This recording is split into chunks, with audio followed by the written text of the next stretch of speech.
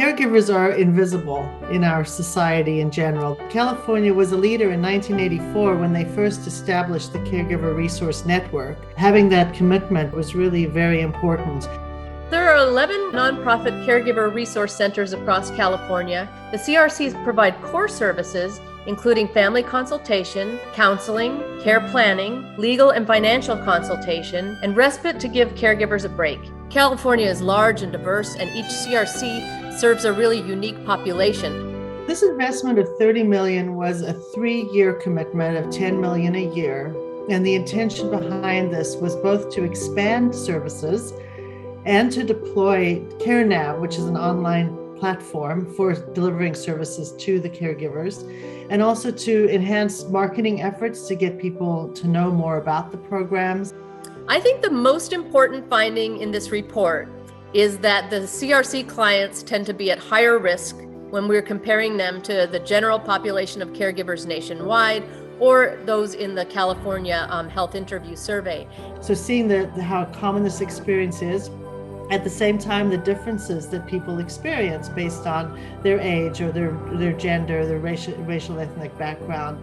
And these are really important findings to be able to tailor and think about how to reach and how to serve people better. And using CareNav, we were able to understand better the hours of care that were provided and how complex that care was, including the number of medical or nursing tasks that people were doing in the home. One of the advantages of CareNav is that it allows the CRCs to aggregate data so that we can actually look at what's happening across the state because they're all using a common assessment form, common data elements. And this allows us to make some inferences about caregivers as a group rather than having different measures in each of the sites. I was struck by how well-timed the CareNav deployment was. That this actually, in some ways, it's the worst nightmare that you start something really big, a new platform with lots of training in the beginning of a pandemic.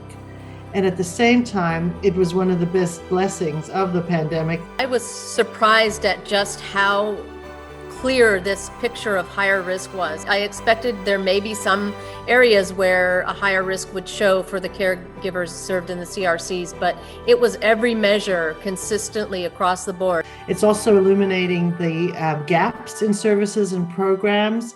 It will provide evidence over time about outcomes, like what works, what helps, what doesn't help.